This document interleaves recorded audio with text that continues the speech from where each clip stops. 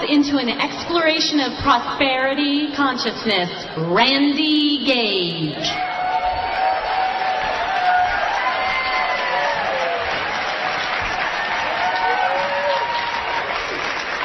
Then on the flight home from Tahiti, Air France 747, and it just so happened I was going to the lavatory as the curtain parted, and I saw this very unusual sight. Because you probably, if you live in the South, you know about chain gangs. They have a sheriff with a shotgun, and then they have the convicts. They're manacled together, and they're on the road, right, picking up litter or doing road work or something. So I looked, and I saw a section like that.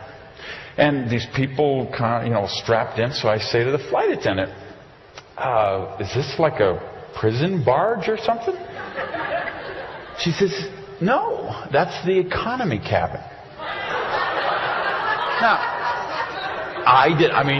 you probably didn't know either. Right? Did you know there's this whole other section in the back of the plane? I didn't know. Behind the curtain, these people, they're all strapped in. They throw them a bag of peanuts. And, oh, she gave me the whole can of Coke. What's up with that? Right? So, now, of course, I knew I'd be coming here, and I knew this is a very inquisitive crowd, and you'd want to know about these things. So I did a little investigation. How does that happen? Well, it turns out you could get like $1,500. You could get 2 tickets in the back of the plane to Tahiti, and maybe $15,000 to $18,000. You get 2 tickets in the front. So the difference, and by the way, you fly from LA, and if I remember, it's like 9.5, 10-hour flight.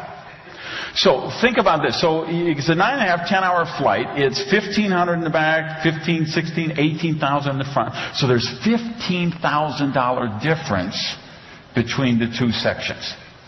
Now, I know exactly what you're thinking. You're saying, okay, 9.5 hours, $15,000. Why would anybody ride in the back?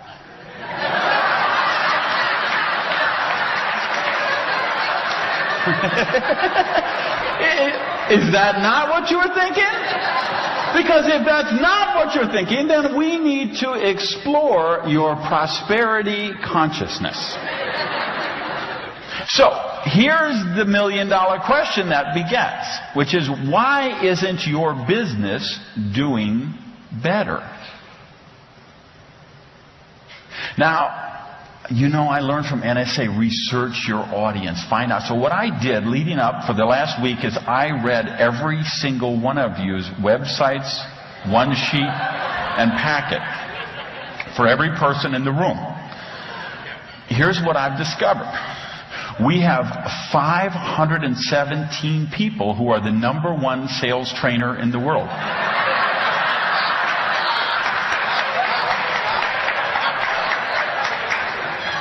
So why can't you sell more of your speeches? We have 893 people who are the preeminent motivator in the galaxy. So why can't you motivate anybody to buy you?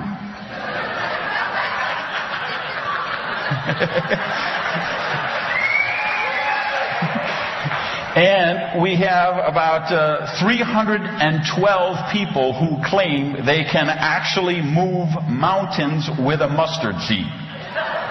So why can't you get a bureau to return your calls? Now, let's explore why you think that's the case, and then let me suggest why I think that's the case. What you think is because that brilliant marketing intern you hired from high school for $7 an hour isn't able to convey your greatness to the meeting planners. Okay? You believe it's because those ignorant bureaus don't understand how amazing you are. You believe it's because of those evil, mean, nasty screeners who are keeping your book away from Oprah. Let me tell you what I think. I believe you're not manifesting more prosperity because you are self-sabotaging yourself. And I don't know, because I did it for 30 years of my life.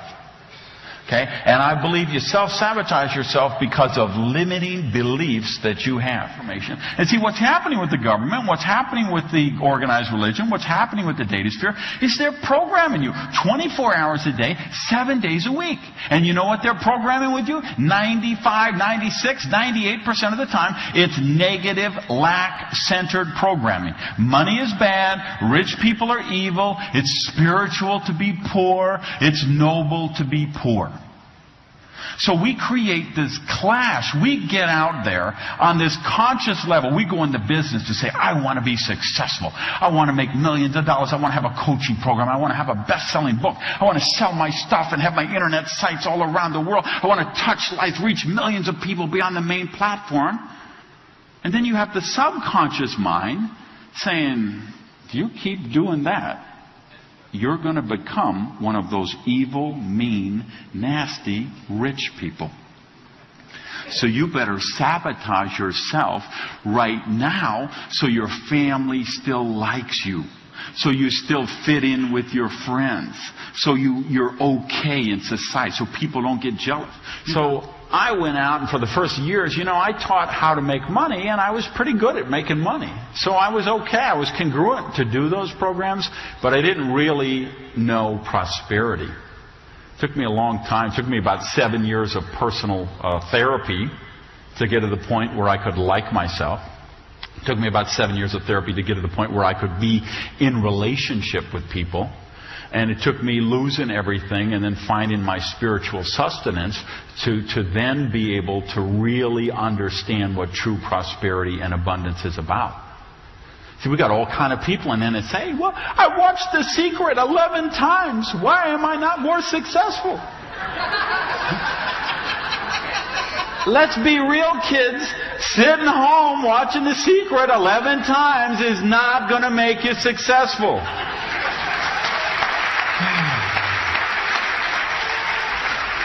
If you want to really know how to be successful, you're going to have to get my next book, The Secret of Chicken Soup for Harry Potter's Soul. Now, if we want to be successful there, I believe there's 7 spiritual laws we have to live by, and you have to live by all of them to manifest true prosperity in your life. And I think that's the most important work I do, and that's why I do the work I do. But here's what I know. Wherever you are in your business right now is the result of your vision. Now, a lot of you want to argue with that with me. You don't believe. You say, no, you don't understand. My vision is to be so successful. No, that's not your vision. That's what you think your vision is. Your real vision is exactly where you are right now, because you have manifested exactly with the thoughts you give precedence to. So what happens is you change your programming, you change your core foundational beliefs. See, if you change your core foundational beliefs, then you change your vision. And if you change your vision, you will change your reality. Because that's what we know about the subconscious mind. Whatever it's programmed to do, it does. It doesn't analyze, it doesn't criticize, it doesn't evaluate. We know our subconscious. You all know this. Half of the room teaches this. Okay? It's time we all live it though. Okay? Because we know our subconscious mind does exactly what it's programmed to do. So we have to be the people in charge of programming our subconscious mind. You can't let Hollywood do it. You can't let the government do it. And you can't let organized religion do it.